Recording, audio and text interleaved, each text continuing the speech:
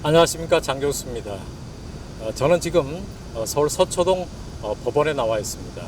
오늘은 태블릿 PC 관련 그 뉴스들을 좀 전해드리겠습니다. 중요한 뉴스들이 좀 있습니다. 우선 내일입니다. 내일 7월 25일입니다. 내일 변희재 미디어워치 대표에 대한 태블릿 관련 재판이 있습니다.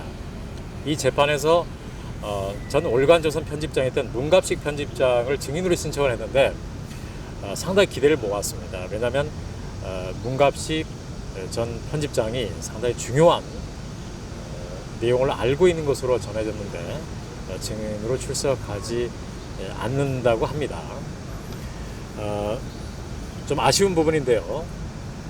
그러나 지금은 아마 문갑식 전 편집장은 지금은 그런 것을 밝힐 때가 아니라고 판단한 것으로 보입니다.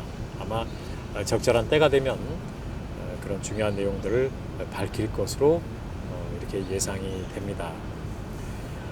그 다음에 또 이제 그 대신에 이제 올간조선에서는 김희종 전 청와대 행정관에 대한 인터뷰를 내보냈습니다. 여기서 중요한 것은 여러 가지 김희종 전 청와대 행정관에 대한 의혹이 제기됐습니다만 그동안 입을 다물고 있었습니다. 그런데 왜 이제 와서 입을 여는지 그 배경도 상당히 궁금한데요.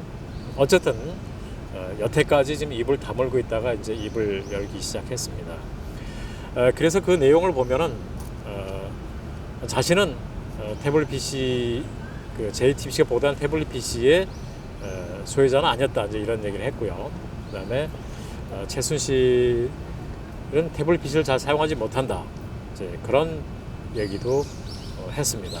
그리고 청와대 행정관들하고 또 이 최순실과는 카톡을 하지 않았다 그런 얘기를 했습니다. 그렇다면 그 많은 태블릿 PC 안에 들어있는 도대체 카톡들은 수만 개의 카톡 메시지가 있는데 그것들은 도대체 누가 주고받은 것인지 그 부분도 밝혀야 될 것으로 보입니다. 지금 김희종 전 청와대 행정관의 주장, 자신의 것이 아니다고 한 주장에 대해서는 사실 그 김희종 전 청와대 행정관의 주장이기 때문에 그 부분에 대해서는 좀 더 검증을 하고 조사를 하고 수사를 해야 될 부분이라고 저는 생각을 합니다. 어쨌든 지금 김희종 전 청와대 행정관은 그동안에 이제 자신에 관련해서 여러 가지 의혹들이 나왔습니다만 얘기를 하지 않고 있다가 최근 지금 여러 사람을 만나고 있습니다. 그래서 올간조선하고 인터뷰했습니다만 그 외에도 이 태블릿 PC 문제를 다루는 많은 사람들하고 지금 접촉을 하고 있습니다. 아마 좀 더 많은 진실이 밝혀질 것으로 기대를 합니다. 그렇다면 제일 중요한 것은 과연 이 태블릿 PC를 누가 사용했느냐 하는 겁니다. 그런데 여러 사람들의 얘기를 종합해보면 공통된 점이 하나 있습니다. 그것은 이 태블릿 PC는 주로 2012년 대선 기간 중에 사용됐고 대선 관련된 내용이 많습니다. 그래서 이것은 공용으로 사용한 태블릿 PC였다는 그런 의견들이 많습니다. 그런 내용들이 가장 많이 태블릿 PC에 들어 있습니다.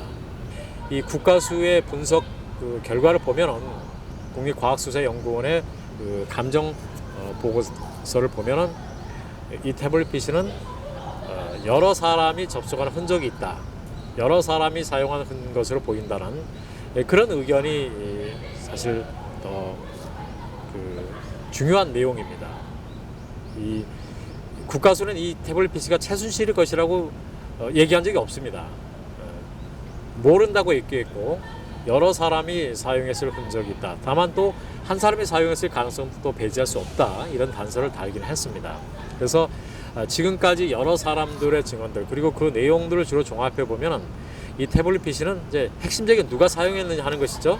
그런데 대선 기간 중에 공용으로 사용했을 가능성이 높다. 이런데 지금 취재 기자들 또 전문가들의 의견이 모아지고 있습니다. 저도 역시 이 태블릿 PC에 대해서 여러 번 보도를 하고 처음부터 계속 보도를 했습니다만은 아마 이 공용 가능성 또 대선 기간 중에 사용했던 공용 컴퓨터의 그 태블릿 PC였을 가능성이 대단히 높다고 저도 보고 있습니다.